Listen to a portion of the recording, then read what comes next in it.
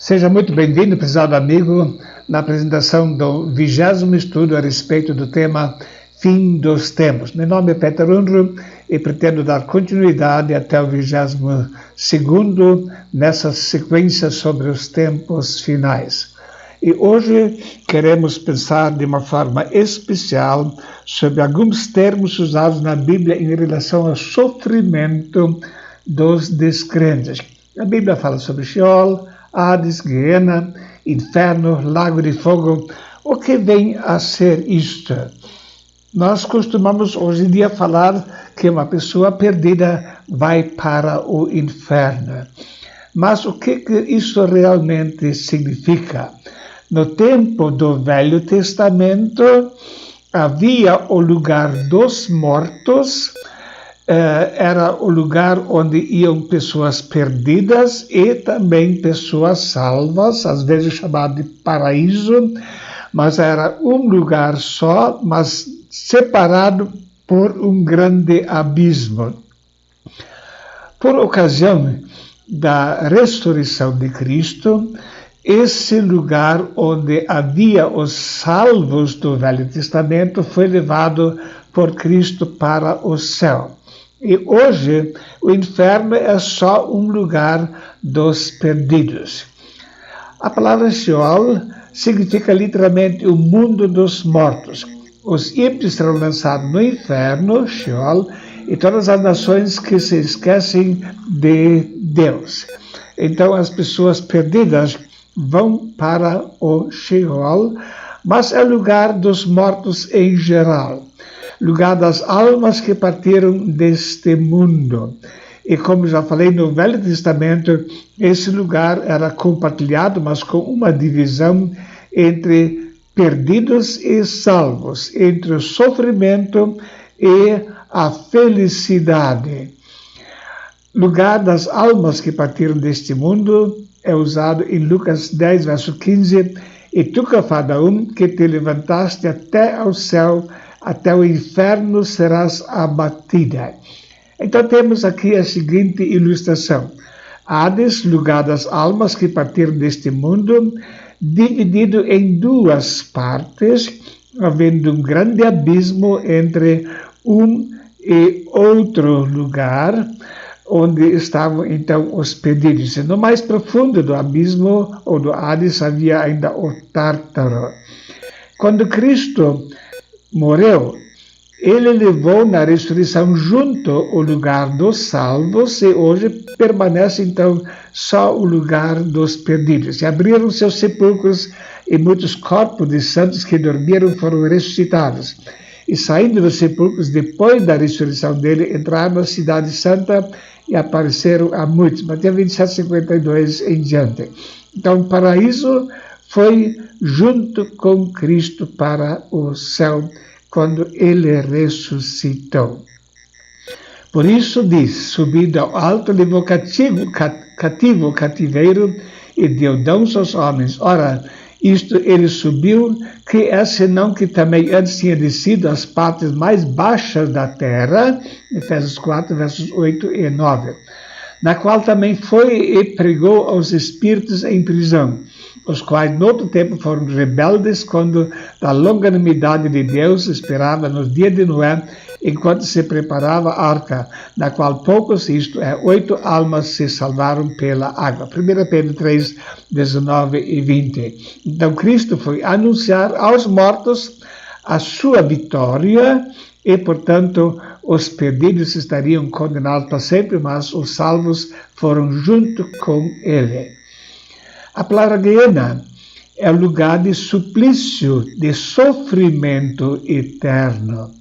É a parte mais inferior do Hades.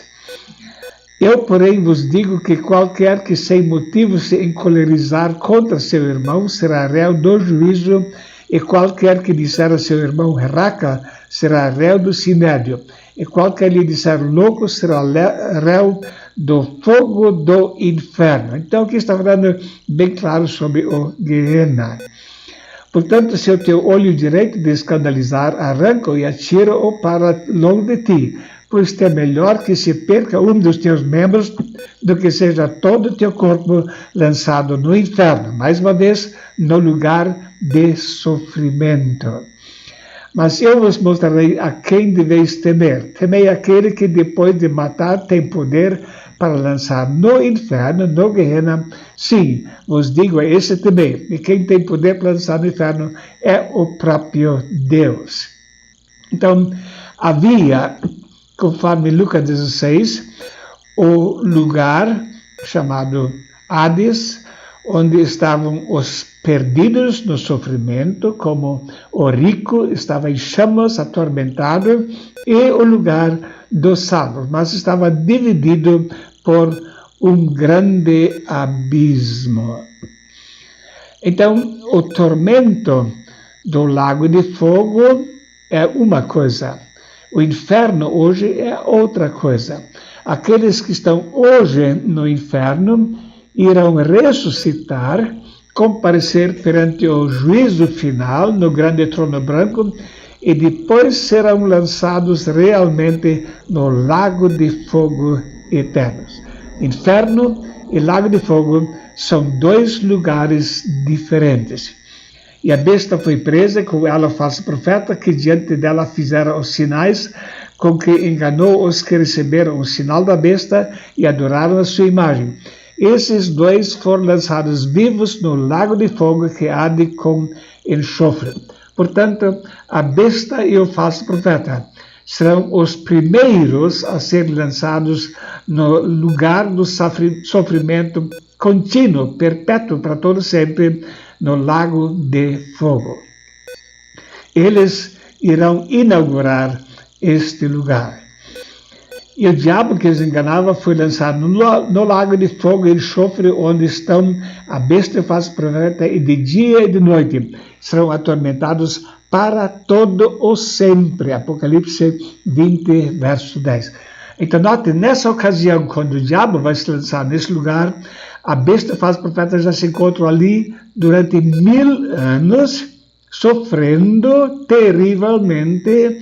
E depois vai o diabo também, como terceiro ser a ocupar esse lugar, também sofrendo para todo o sempre, e os perdidos, declarados perdidos no juízo final, também irão para esse lugar com sofrimento eterno. É totalmente falso o ensino de que o sofrimento é para extinção ou eliminação. Não. A Bíblia deixa muito claro que o sofrimento é para todo o sempre.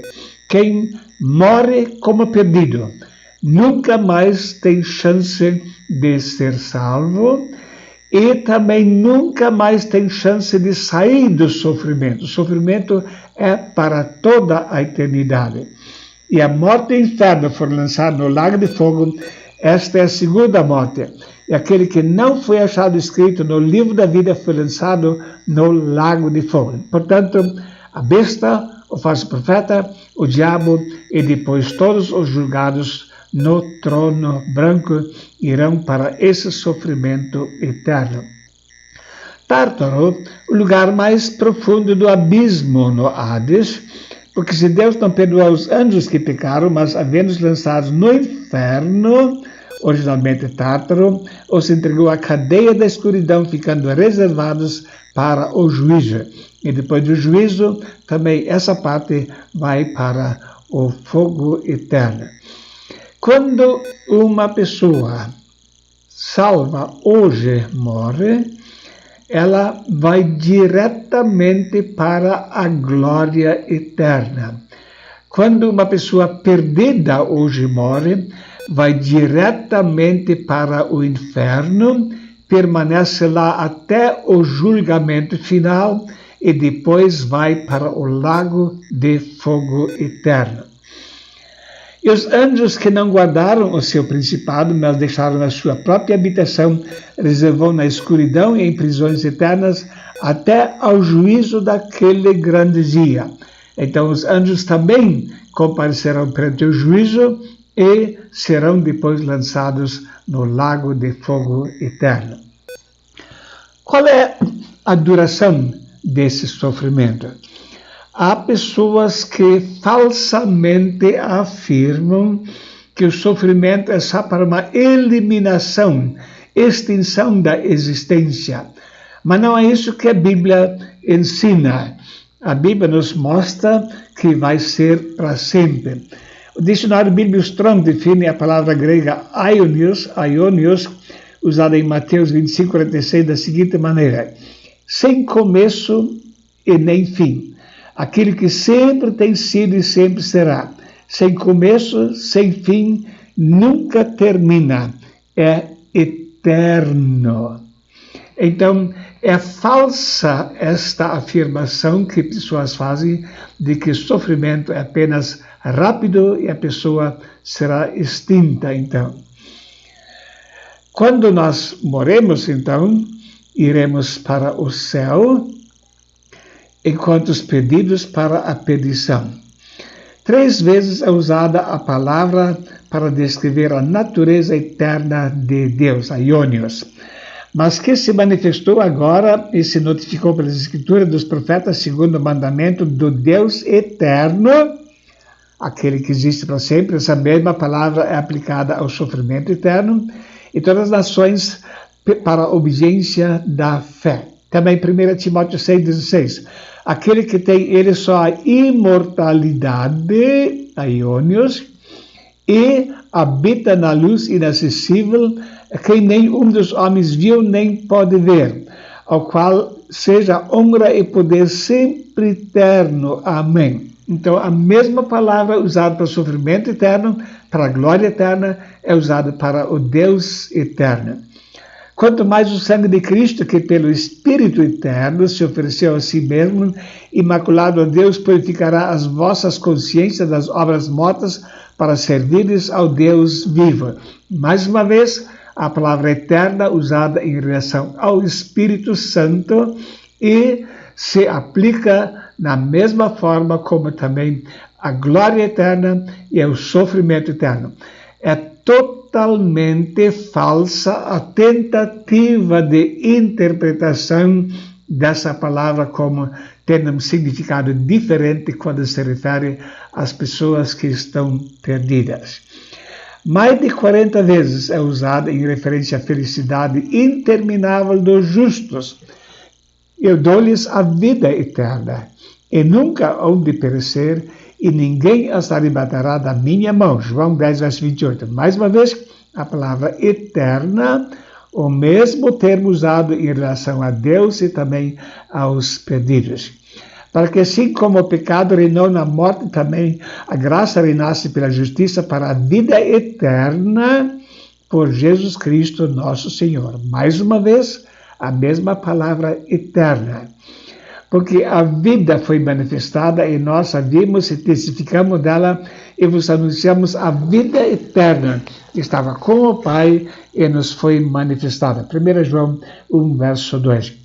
Como poderia a mesma palavra significar uma coisa quando se refere a Deus, uma outra coisa quando se refere à vida eterna e um significado diferente na questão da perdição eterna? Isto é injusto fazer tal afirmação. Os quais por castigo padecerão eterna perdição, longe da face do Senhor e da glória do seu poder. 2 Tessalonicenses capítulo 1, verso 9. Então, mais uma vez, a perdição é eterna. Assim como Sodoma e Gomorra e as cidades circunvizinhanças que, havendo-se entregue à fornicação como aqueles e ido após outra carne, foram postas, por exemplo, sofrendo a pena de fogo eterno. Mesmo termo usado em Judas 1, verso 7. Irão esses para tormento eterno, mas os justos para a vida eterna. Mateus 25, 46. Então, nota, ele fala sobre tormento e sobre vida, usando o mesmo termo eterno em ambos os casos, também no original. Portanto, é totalmente falsa a tentativa de afirmar que o sofrimento não será para sempre. Em sua mão tem a pá, e limpará a sua eira, e recolherá no celeiro o seu trigo, e queimará a espalha com fogo que nunca se apaga. Mais uma vez, uma afirmação bem clara sobre o sofrimento eterno. Meu amigo, se você ouviu que a pessoa, depois da morte, não sendo salva, vai ser extinta, você foi enganado. Não é isso que a Bíblia ensina. E se a tua mão te escandalizar, corta. Melhor é para ti entrares na vida aleijado do que, tendo duas mãos, ires para o inferno, para o fogo que nunca se apaga. Também esse beberá do vinho da ira de Deus, aquela pessoa que recebeu o sinal da besta, não misturado no cálice da sua ira, e será atormentado com fogo e enxofre diante dos santos anjos e diante do Cordeiro.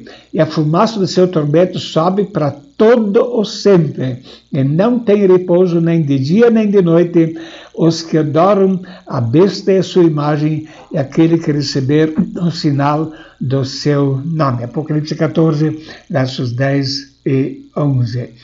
Então notamos de uma forma muito clara que a Bíblia ensina que haverá sim um sofrimento que nunca acaba, um sofrimento eterno para aquela pessoa que não era salva quando partiu deste mundo para a eternidade.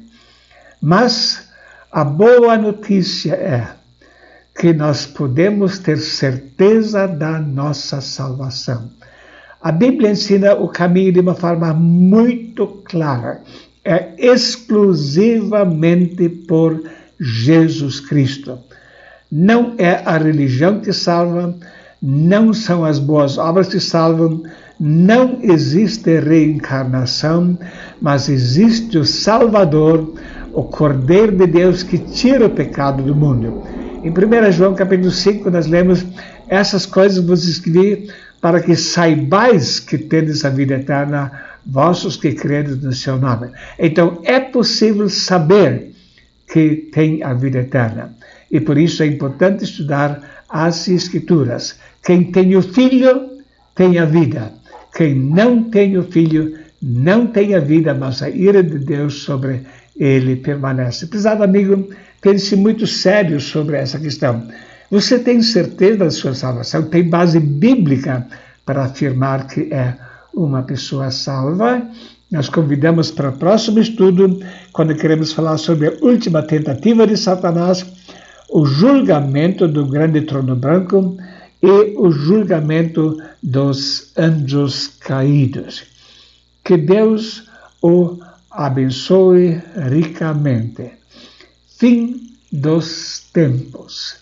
É uma questão que devia nos levar a pensar muito sério sobre a época em que estamos vivendo. Não devemos temer o fim do mundo, porque o fim do mundo ainda vai demorar mais de 1000 anos, conforme a Bíblia.